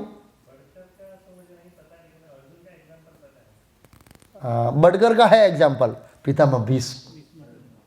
युधिष्ठिर महाराज को व्यास धौम्य अच्युत आदि, व्यास धौम्य अच्युत आदि लोगों ने युधिष्ठिर महाराज को समझाया कि तुमने पाप नहीं किया युद्ध करके। युधिष्ठिर महाराज कन्विंस नहीं हुए और उनको कन्विंस किसने किया? यस, कन्विंस कर दिया। प्रभुपाद लिखते हैं क्यों? क्योंकि भगवान ने ही शक्ति दिया किसको? भीष्मदेव को, कि इनको कन्विंस करो। वो पावर कृष्ण से आया, इसलिए प्रभुपाद तात्पर्य लिखा कृष्ण की कृपा से। और प्रभुपाद जी ये बताना चाहते हैं भगवान अपने भक्तों की महिमा बढ़ाना चाहते हैं, जो काम मैंने नहीं किया। और वहां पर अच्युत शब्द का प्रयोग किया। प्रभुपाद लिखा अच्युत का अर्थ है जो कभी भी वो काम हाथ में ले लेते हैं वो विफल नहीं होते हैं, लेकिन इस बार वो विफल हो गए। युधिष्ठिर को समझाने में क्या हो गए, लेकिन भीष्म ने समझा दिया। क्यों? प्रभुपाद जी बोले वो अपने भक्तों की महिमा बढ़ाना था। देखो मेरे भक्त मुझसे क्या है? महान है, श्रेष्ठ है। तो ऐसा शिव जी ने भी कहा है। कहां पर कहा है? जब माता पार्वती ने प्रश्न पूछा तो जो आराधनाम सर्वेशाम विष्णु आराधनम परम परतरम देवी तदयानाम सम अर्चयेत। परतरम देवी विष्णु से भी विष्णु के भक्तों की पूजा श्रेष्ठ है, शिव जी बता रहे लो। लेकिन शिव जी इसका मतलब ये नहीं कहते हैं कि एक संप्रदाय की तरह भगवान को निकाल दो, गुरु को सेंटर में कर दो। एक संप्रदाय है, भगवान को साइड में कर दिया है, गुरु को सेंटर में कर दिया है और श्लोक लेता है शिव जी का। शिव जी ने बोला है तो ऐसा नहीं करना है हमको। शिव जी ये नहीं कहना चाहते हैं कि कृष्ण को साइड में करके प्रभुपाद जी को टॉप पे बिठा दो और उनकी पूजा करो और मेरा नाम मिसयूज करो। शिव जी ने कहा है देखो, हाँ मैं भी बात सही है उसमें आप, तो ऐसा नहीं है। शिव जी इस तरह से नहीं। तो भगवान भक्तों की महिमा और कृपा बढ़ाने के लिए, तो ये एक एग्जाम्पल भगवान से श्रेष्ठ बताया इस तरह से, भगवान के समान। और भगवान श्रेष्ठ यहाँ भी बता सकते हैं कि ये द्वारका की कथा पे वापस आते हैं तो वहां पर ऐसा लिखा है, वो ब्राह्मण ने बोला अर्जुन तू प्रतिज्ञा लेने से पहले सोच लीजिए, जो काम राम नहीं कर पाए, राम इस लंबा सभा बैठे, प्रद्युम्न नहीं कर पाए, ये सेनापति है द्वारका के, वो बड़े बड़े लोगों का कृतवर्मा इस सब का नाम दिया, अरे ये वासुदेव कृष्ण नहीं कर पाए, वो तू कैसे करेगा? बोलो वो मेरे ऊपर छोड़ दीजिए, मैं आपके बच्चे की रक्षा करूंगा और नहीं करूंगा तो क्या करूंगा? अग्नि समाधि लूंगा। क्षत्रिय जो वचन के है ना वो पक्के होते हैं। क्षत्रियों का एक स्वभाव है, वो अपनी कीर्ति की रक्षा करने के लिए कुछ भी करने के लिए तैयार हो जाते हैं। यहां पर परीक्षित महाराज ने वचन दिया है तुम्हारी रक्षा होगी तो होगी किसी भी काल में। इसलिए शिवी महाराज ने अपना शरीर काट के कहां डाल दिया? तराजू में। क्यों डाल दिया? वचन।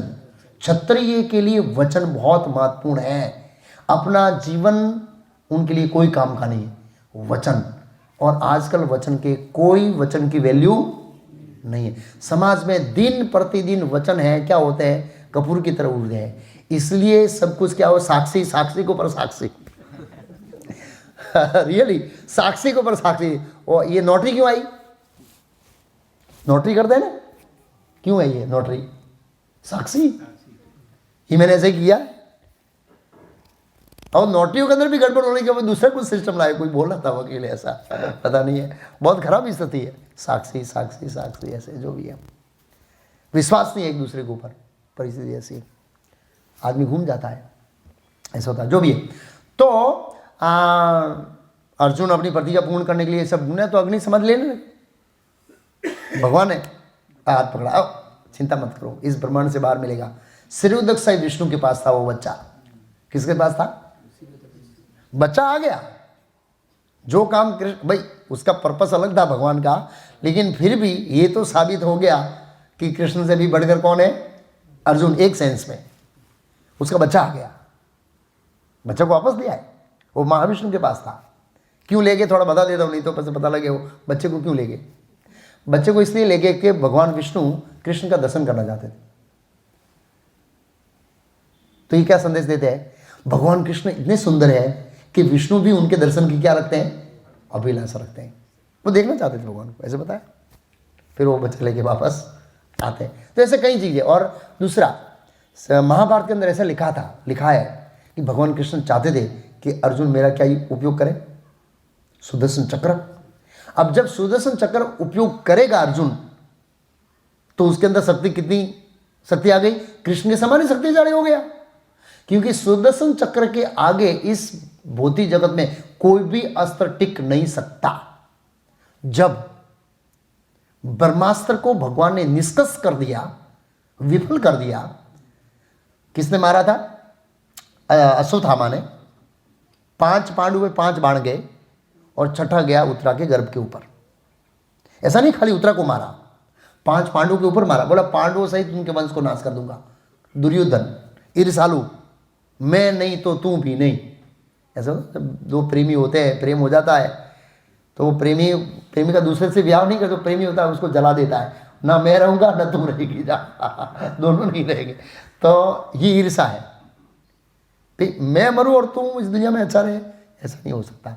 तो दुर्योधन देखा कि दुर्योधन नहीं, अश्वत्थामा ने देखा मेरे मित्र का वंश नहीं तो पांडवों का वंश नहीं, बस ये ऐसा भाव था। मतलब उसका भाव नहीं, ये तो दुष्ट विचार था। तो 5 बाण उसके ऊपर छोड़े, छठा। और पांडव लोग वो अस्त्र नहीं थे वो, क्योंकि भगवान कृष्ण जा रहे थे और तो उसके विरह में रो रहे थे। उन्होंने सपने में भी नहीं सोचा था ऐसी स्थिति आएगी।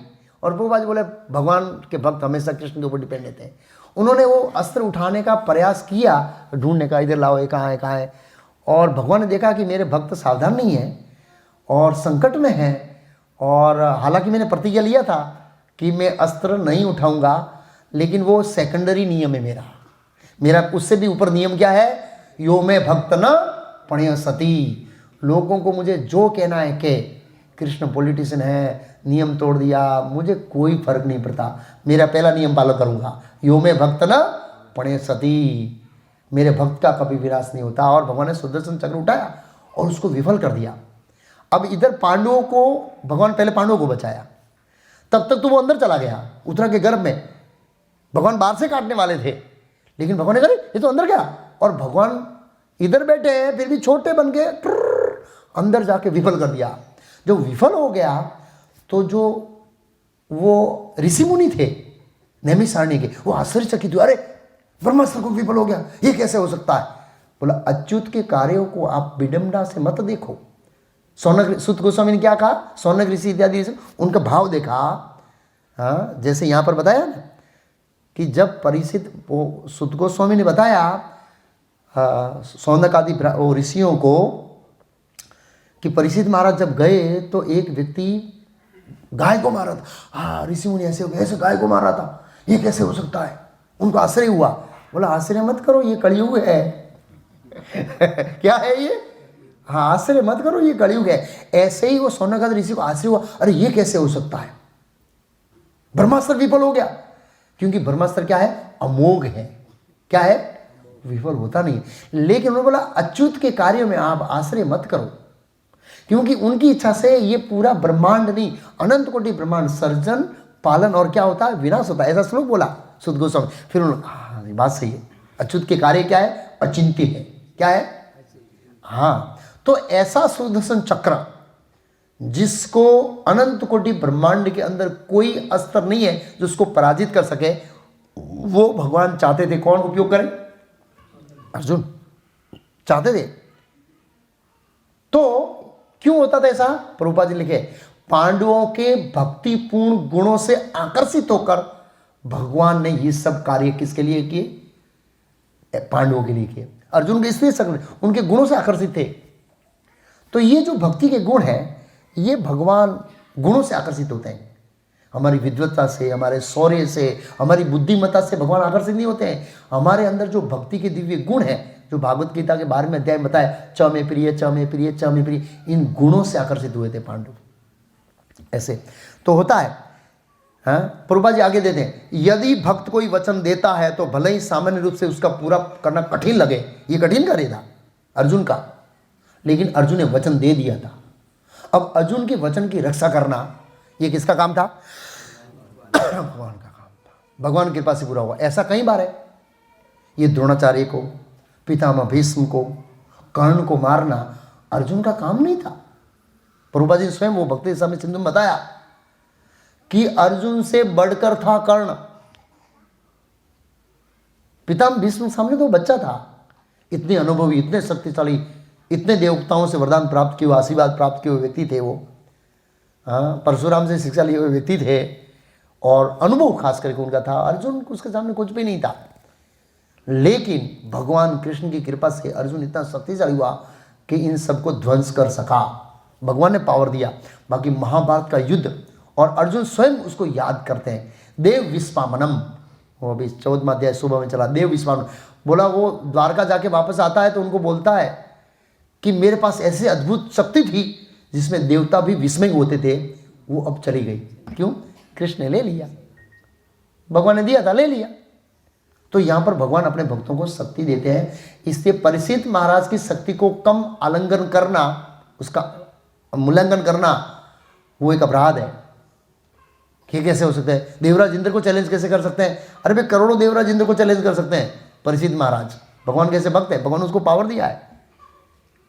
तो इसलिए उन्होंने, मतलब पृथ्वी देवी इसलिए बैल घबरा रहा था क्योंकि वो शक्तिशाली निकला, मैंने तेरा नाम दे दिया। इसे कई बार होते हैं ना, कुछ गुनाह करते, बोला ये तो बहुत भारी पड़ेगा, इस व्यक्ति का नाम नहीं देना है, भले ही इसने ऐसा मेरा गुनाह कर दिया, खराब कर दिया, ये हमको नुकसान करेगा। तो इसको बोला चिंता मत करो, यानी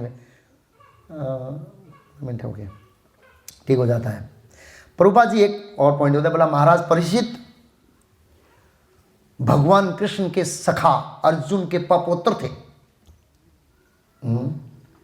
और पितामह की भांति, मतलब अर्जुन की भांति कृष्ण भगवान के शुद्ध भक्त थे। इसलिए भगवान कृष्ण सदैव उनके साथ थे।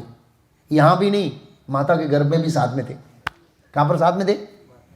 माता के गर्भ में भी वो साथ में थे।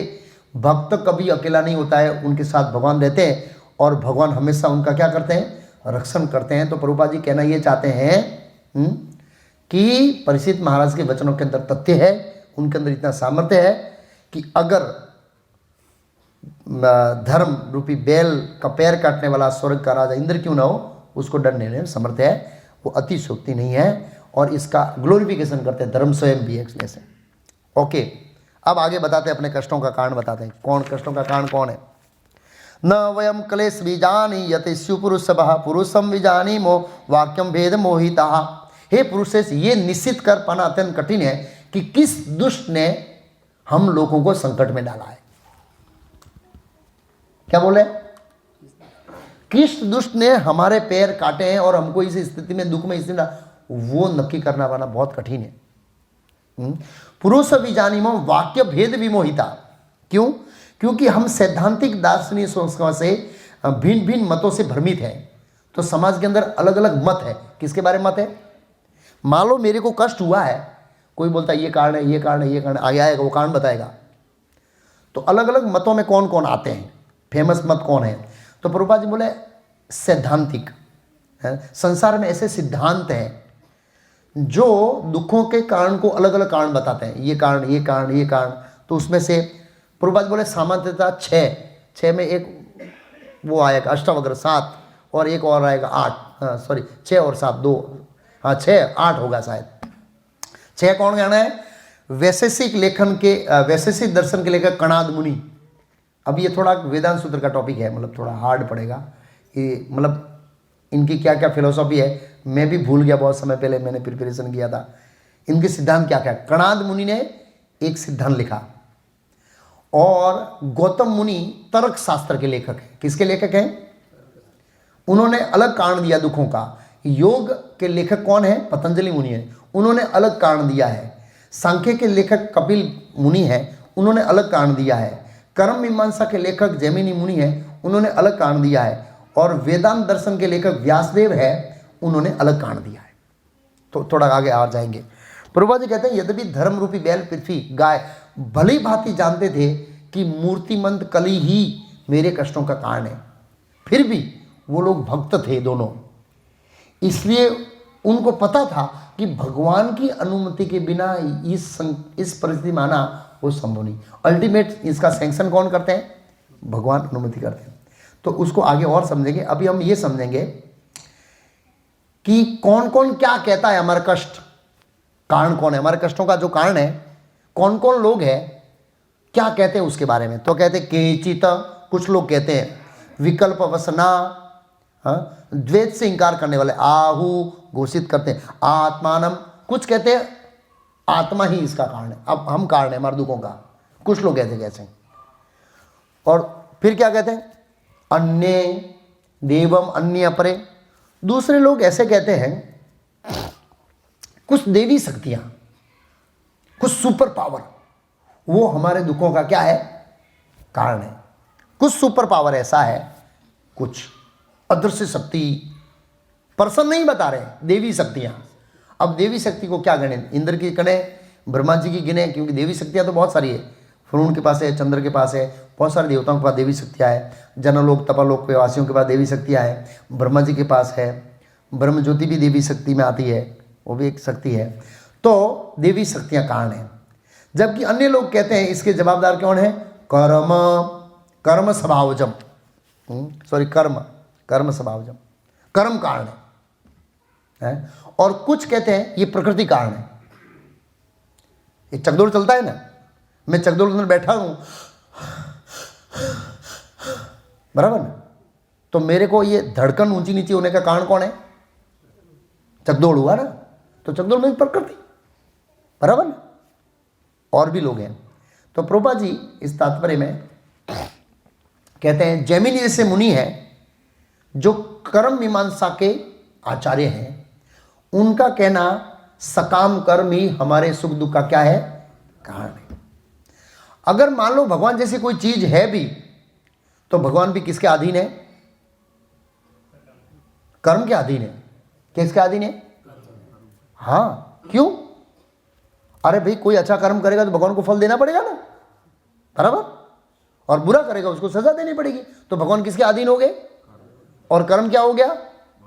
ऊपर हो गया, बराबर। ये एक वर्ग कहता है, फिर आगे भी और वर्ग है ऐसे। हाँ। फिर दूसरा वर्ग ऐसा कहता है अतएव किसी को मन से भौतिक राग के कारण अपने आप को बंधन में नहीं डालना चाहिए। इस तरह मनुष्य का मन ही सुख दुख का उसका कारण है। कुछ लोग कहते क्या है?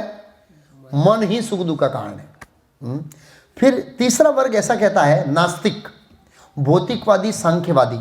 नास्तिक और भौतिकवादी, सांख्यवादी, भौतिकवादी सांख्यवादी, नास्तिक कपिल, आस्तिक कपिल नहीं, नास्तिक। यह निष्कर्ष निकालते हैं कि भौतिक प्रकृति समस्त कारणों का कारण है। और मैंने उसका एग्जाम्पल क्या दिया?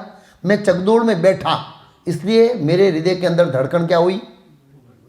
मैं चकदौड़ में बैठता नहीं, चकदौड़ ही मेरे कारण है ना। मैं रास्ते पे चल रहा हूँ, मेरा धड़कन नहीं बढ़ रहा है, लेकिन चकदौड़ ने मेरी धड़कन बढ़ा दिया, तो चकदौड़ मेरे दुख का कारण है। एक कुछ ऐसे।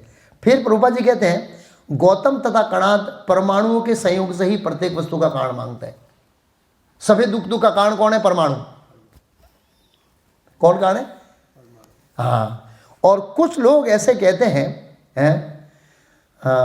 अच्छा, और आगे कहते हैं निर्विशेष, अष्टावक्र जैसे निर्विशेष ये मानते हैं कि ब्रह्म ज्योति ही समस्त कारणों का कारण है, कष्टों का कारण ब्रह्म ज्योति है। अष्टावक्र मुनि का एक भी अपना सिद्धांत है, इस तरह से उन्होंने दिया। फिर और क्या है? अप्रत्यकाद निदेशादि केशव अपि निश्चय अत्रानुरूपम राजस्य विमर्शा सौमनिस्या।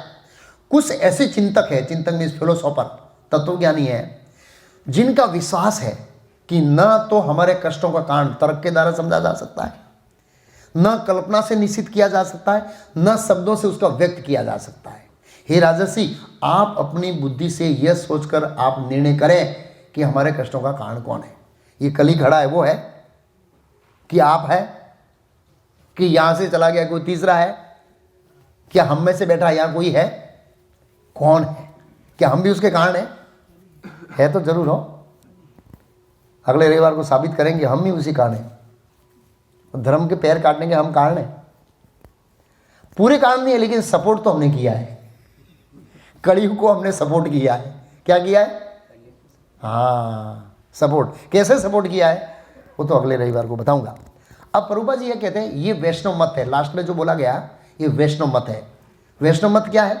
कुछ ऐसे चिंतक हैं जिनका विश्वास है कि हमारे कष्टों का कारण तर्क से निश्चित नहीं किया जा सकता है, कल्पना से निश्चित नहीं किया जा सकता है, और शब्दों द्वारा व्यक्त नहीं किया जा सकता है। तो प्रभुपाद जी, वैष्णव भगवत भक्तों का ऐसा विश्वास है कि जैसा ऊपर कहा गया, परमेश्वर की इच्छा के बिना कुछ भी घटित, कहते हैं परमेश्वर की इच्छा के बिना पत्ता भी, किसी को कष्ट मिला मतलब परमेश्वर की इच्छा है। इसका मतलब हमारे दुखों का कारण कौन है? भगवान कृष्ण, ईश्वर परम कृष्ण सचिन आनंद विग्रह अनादि आदि कोई कारण, सभी कारणों के कारण, जितने भी प्रकार के दुख है उसके कारण के कारण कृष्ण है ना? है नहीं, कर्म नहीं है ऐसे, ये बताया ना यहाँ पर। क्यों? भगवान की इच्छा के बिना पता ही नहीं हिलता है। वो अगले इसमें से कौन कारण है वो आज साबित नहीं होगा, क्यों? कारण बताएंगे कौन? परीक्षित महाराज। ये धर्म ने तो हाथ खड़ा कर दिया है। क्या कर दिया है? मैं नहीं बताऊंगा, आप ढूंढिए। मैंने स्थिति बता दी, आप ढूंढिए। तो प्रभुपाद जी यहाँ पर कहते हैं, बहुत अच्छा कहते हैं, यहाँ पर नास्तिकों के इस तरह, अच्छा ये खंडन लास्ट टाइम लेंगे, कर्म का सिद्धांत और ये जैमिनी मुनि का सिद्धांत कैसे गलत है, कौन सा सिद्धांत सही है, प्रकृति कारण है, काल कारण है, हम कारण है, कर्म कारण है, या भगवान कारण है, या देवता कारण है, कौन है, वो अगली बार चर्चा करेंगे। लेकिन यहाँ एक धर्म से शिक्षा ले सकते हैं। क्या धर्म से शिक्षा ले सकते हैं? धर्म ने हमको क्या शिक्षा दिया? बहुत अच्छी शिक्षा दिया है। धर्म ने कंप्लेन नहीं किया। क्या नहीं किया? भी मैं इस कष्ट में हूं, कुछ भी हो, ये जितने भी कारण में थे उसमें जो भी कारण है भगवान ने सेक्शन किया है, और इसलिए मुझे क्या करना है? सहन करना है। बहुत सारे ऐसे एग्जाम्पल्स है। वो क्या नाम बताया 11वें स्कंद में है ना, अवंती ब्राह्मण। तो उनको बहुत सारे लोग कष्ट दे रहे थे। क्या दे रहे थे? उन्होंने बोला इन सब में से मेरे कष्टों का कोई भी कारण नहीं। जो भी कष्ट दे रहे हैं ना, ये कारण नहीं है, इस कारणों के पीछे एक कारण है। उन्होंने बोला मन ही मेरा कारण। क्या कारण है? सुख दुख का कारण मन है। क्या वो श्लोक, क्या वो वेश्या ने, पिंगला वेश्या ने बोला, क्या भूल गया श्लोक? निरासम निराश्रम ही परमम सुख। आशा नहीं करना ही परम सुख है। ये साक्षात्कार है किसका? पिंगला वेश्या का। ये सामान्य वेश्या नहीं है, वेश्या नहीं है, ये भगवान की महान भक्त हो गई बाद में, इसलिए उसका नाम भागवत में चढ़ा है, नहीं तो ऐसे नहीं चढ़ाते। याद रखिए, पिंगला वेश्या। और ये दृष्टांत दे कौन रहे? भगवान कृष्ण दे रहे हैं। निरास्यम परम सुख कारणम। तो ये बहुत अलग अलग कारण है सुख दुख के। तो निर्णय आज नहीं लेंगे हम लोग ये सुख दुख का कारण कौन है। अगर कर्म कारण है तो कैसे है कैसे नहीं है, इस सब का विवेचन हम लोग क्या करेंगे? अगले रविवार को करने का प्रयास करेंगे। हमारे दुखों का कारण कौन है? अभी हमारे पास 4-5 मिनट है। खाली अलग अलग मत समझे। जैमिनी मुनि ऐसे कहते हैं, वैशेषिक ऐसे कहते हैं, कणाद ऐसे कहते हैं, मायावादी ऐसे कहते हैं, भौतिकवादी ऐसे कहते हैं, अज्ञानी ऐसे कहते हैं। अज्ञानी बोलते हैं ना, कुछ होता है तो जाके भगवान को गाली दे दे, तुमने मेरे साथ ऐसा क्यों किया, सीधा ऐसे बोलते हैं। ऐसा लग रहा है कृष्ण प्रत्यक्ष आके सब कुछ ऐसा कर दिया। हे भगवान तुमने मेरे साथ ऐसा क्यों किया। भगवान बोलते हे जीव तुमने अपने साथ ऐसा क्यों किया। ऐसा जवाब होता है भगवान का ऐसे। तो वास्तव में कौन कारण है हम आगे समझेंगे, और उस कारण को कौन से मनोभाव से लेना चाहिए ये भी धर्म के ऊपर से आगे और डिटेल में विवेचन करेंगे। लेकिन आज खाली हमने अलग अलग मत समझा, लेकिन वो मत पर निर्णय नहीं लिया है कि कौन सा मत सही। हरे कृष्णा। प्रश्न उत्तर करने का समय बहुत कम है। हाँ गुरु जी, आपने बताया वो ब्राह्मण का पुत्र बार बार मृत्यु को प्राप्त हो रहा था। हाँ अर्जुन ने अपनी योग शक्ति के माध्यम से देख लिया कि वो अन्यत्र कहीं ब्रह्मांड में नहीं है, हाँ ब्रह्मांड के बाहर। तो पता चला क्षीरोदक से विष्णु के पास मिला। तो एग्जैक्टली क्षीरोदक से विष्णु का स्थान कहाँ पर है? ध्रुवलोक में। तो गोलोक का जो चार्ट देखते हैं, हाँ उसके अंदर जो क्षीरोदक से विष्णु जहाँ है विराजमान है, ध्रुवलोक का जो है वो बिल्कुल ध्रुवलोक के अंतर्गत ही भगवान विष्णु का धाम है। तो ध्रुवलोक ही विष्णु का धाम है ना। हाँ वो तो है, पर आप बताएं कि एक्चुअली उससे बाहर है तो। हाँ तो बाहर है ना, वो उसके दायरे में नहीं आता है, उसके रडार में नहीं आता। रडार होता है ना, रडार। तो रडार में पकड़ा नहीं अर्जुन के रडार में। अर्जुन ने अपना रडार लगाया, उस रडार में पकड़ नहीं आया, क्योंकि वो तो दिव्य है ना, भौतिक थोड़ा ही है। इसके रडार में नहीं आता है। वो भौतिक जगत में होते हुए आध्यात्मिकता में, वो प्रकृति 3 गुणों से प्रभावित थोड़ा ही वो ध्रुवलोक प्रभावित नहीं है। प्रकृति 3 गुणों का प्रभाव थोड़ा ही है, विष्णु के ऊपर थोड़ी प्रभाव पड़ेगा। श्रीदुख साहिब विष्णु रहते हैं वहाँ पर। तो ये दृष्टिकोण से कह सकते हैं कि वो एक्चुअली सभी 14 ब्रह्मांड के बाहर थे। हाँ हाँ क्यों नहीं, होते हुए भी, अंदर होते हुए भी। नहीं तो भगवान का धाम कैसे कह सकते हैं उसको? भगवान धाम थोड़ी कह सकते हैं उसको। भगवान धाम दिव्य है। ऐसे अनाउंसमेंट कोई प्रभु अनाउंसमेंट को सुनिए। हाँ एक अनाउंसमेंट, जो पहली बार आए हैं तो वो नंदी केसर प्रभु इधर खड़े हैं, हाथ ऊपर कीजिए प्रभु। हाँ ये खड़े हैं, उनको मिलिए, आपको मार्गदर्शन दिया जाएगा। ये जो सत्संग होता है, इस्कॉन संस्था है, अगर आप कुछ भक्ति में जुड़ना चाहते हैं, आगे बढ़ना चाहते हैं, कुछ तत्व ज्ञान समझना चाहते हैं, तो आपको मार्गदर्शन देंगे। कहाँ मिलेंगे प्रभु आप? यहीं पर रिसेप्शन पर, वहीं पर लास्ट में मिलेंगे आप। तो प्लीज़ जो पहली बार आए, कितने लोग पहली बार आए हाथ खड़ा कीजिए, खाली मुँह पर पता लगे। हाँ तो जो भी पहली बार आए हैं उनका स्वागत है इस्कॉन भरूच में, श्री श्री राधा मदन मोहन मंदिर में। तो आप नंदी केसर प्रभु को मिलिए, आपको कुछ थोड़ा मार्गदर्शन देंगे, बेसिक इंफॉर्मेशन। हरे कृष्णा। श्री श्री राधा गिरधारी जी की जय, श्रीमद् भागवतम की जय, शिला प्रभुपाद की जय।